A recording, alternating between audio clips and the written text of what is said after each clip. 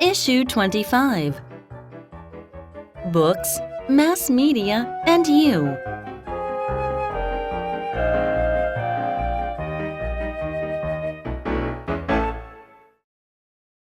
Here is some food for thought. For centuries, people had trouble locating the information they needed. Now, thanks to the World Wide Web, we have the opposite problem: too much information at our fingertips. In addition, we have unparalleled access to oral and visual media as well. But much of it is irrelevant, and some of it is harmful. So, more than ever, it is important for people to develop good critical thinking skills that they can use to evaluate the quality of the information they obtain. A big part of this process is to develop good reading habits. For millennia, books have been the chief means of educating humankind, not just about facts, but, even more importantly, about values, viewpoints, and ideas themselves. Even with the Internet, we still need to expose ourselves to the books that humanize us. Poetry and literature in general, philosophy, history, biography, travel, and so forth. We shouldn't be like unthinking robots let loose in an infinite research library. We need to know not only how the world works, but also how to make it better in a more just and moral fashion. The book-like objects we are familiar with are of relatively recent origin, some 500 years ago, but books came in a wide variety of forms before that, such as stone blocks and long winding scrolls. Now we have electronic books, but the only authentic difference is that now we all have full access to all the world's books. It has been said, we are what we eat, but it may be even more true to say, we are what we read. Bon appetit!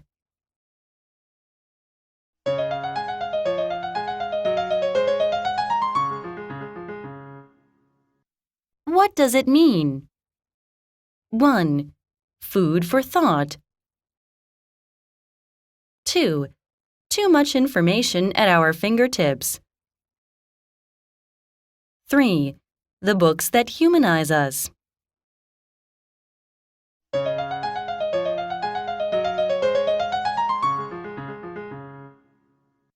Comprehension. 1. What does too much information at our fingertips suggest? 2. Why are books still relevant? 3. In what way do certain kinds of books make us more human? Teen Talk.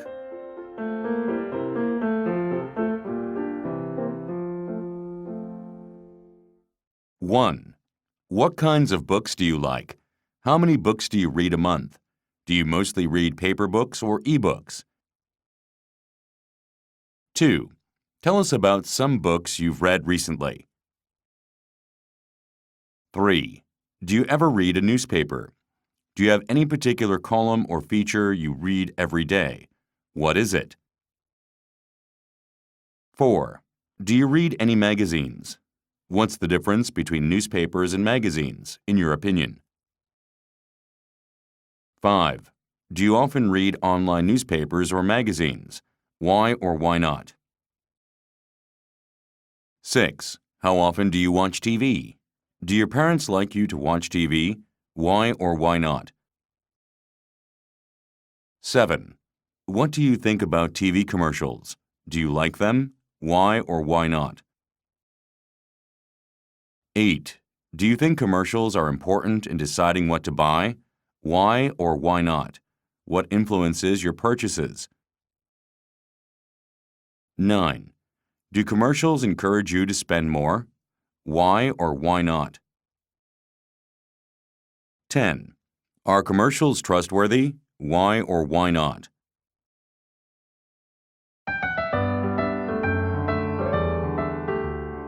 Opinion samples. 1.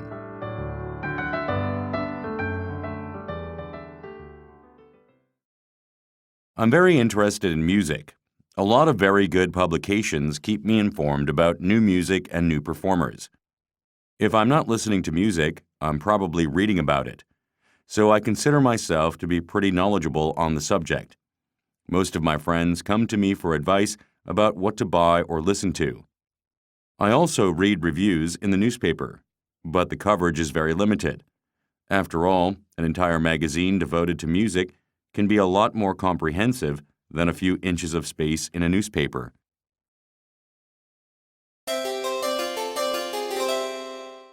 Questions. 1.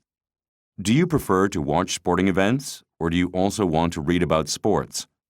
Does reading about sports make you more aware of the sport's finer points, or don't you really care about them? 2.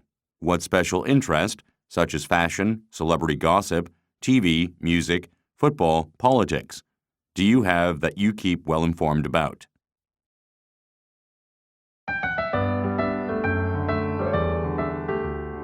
Opinion samples 2.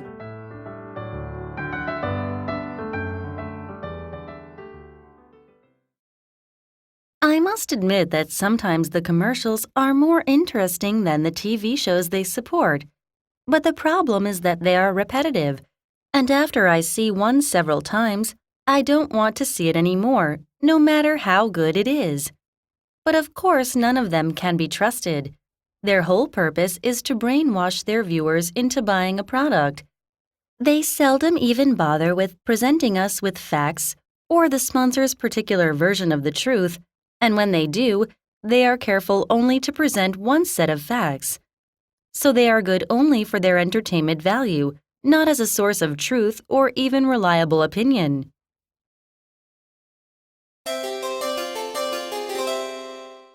Questions. 1. In an hour of television programming, how many minutes do you think are devoted to commercials? 2. Are there any commercials that you like? Any that turn you off?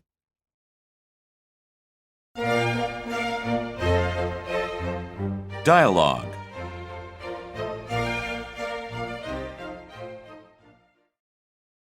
Hi, Kareem.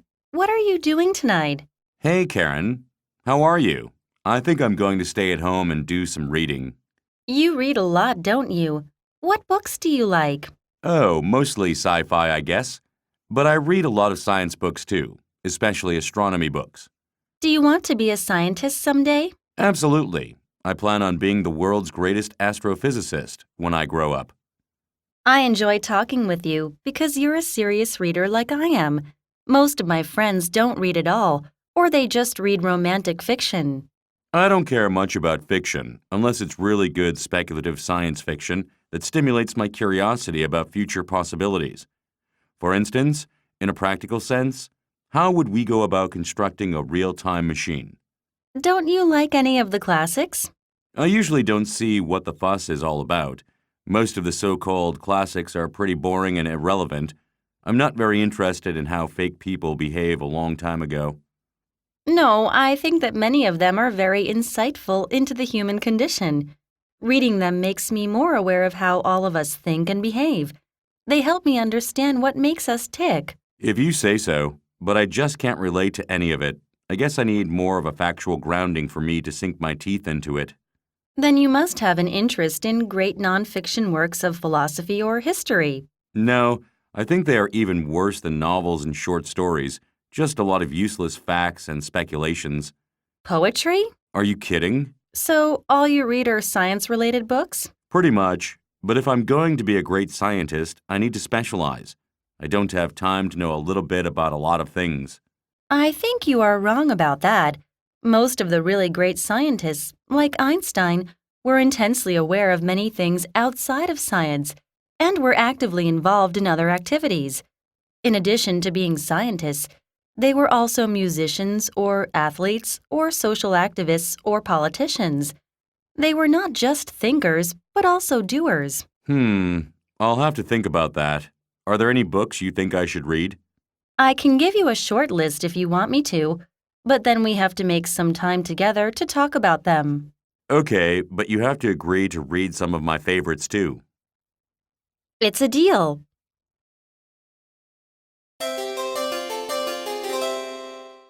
Questions. 1. Which is better, to be a narrow specialist or a jack of all trades but master of none? 2. What is your favorite book or author? Why? 3.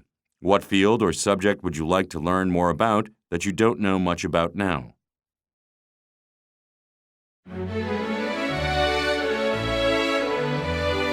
Read and discuss. Don't just take my word for it. There is a saying about statistics. Figures never lie, but liars certainly do figure. Historians, journalists, scientists, and others are trained to engage in objective, scholarly research and observation, but special interests often hire them to use their skills for advocating a particular point of view or advancing a specific goal. The mass media are especially guilty of distortion.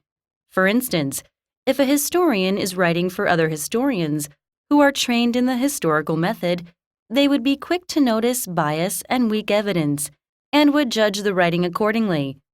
But if a historian is appearing on TV, the audience would be more inclined to accept that historian's summary judgments without realizing what the ulterior motives were for making those pronouncements.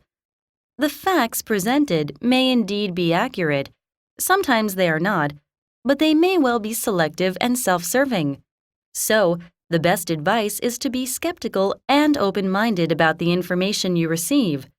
If the subject is important to you, spend some extra time and effort to get additional information from a variety of sources, and then use your own best judgment about what is likely to be real. And understand that your own judgment is not final either, and that better information or new understanding may cause you to change your mind.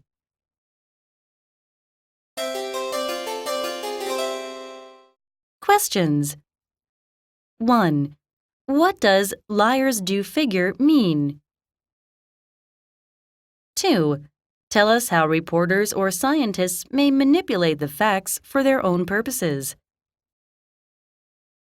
3. According to the essay, can anyone ever be certain about the truth? Do you agree or disagree?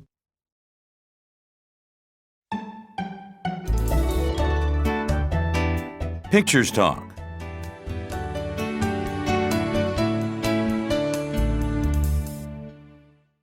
One. Questions. 1. Do you want to write a book someday? What kind? 2. What qualifications does being a writer require? A lawyer, a musician, a footballer? 3. Is there a blockbuster book you've read? What was it about? What made it so popular? 2. Questions. 1. What is your advice to the man who says, "I have no time to read"? 2. What is the best place to read a book? What is the best time? 3. Books are getting expensive. Do you think they are worth the money? 4. Is there any difference between print books and e-books? If so, what?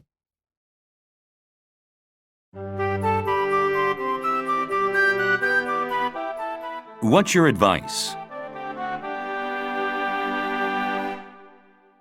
1. I don't see why I need to read at all, or at least not books. The internet has any information I need on anything I have any interest in, including summaries of almost every book. I think that's enough. I can get any facts I need whenever I need them without wasting a lot of time finding them. Do you agree with me on this?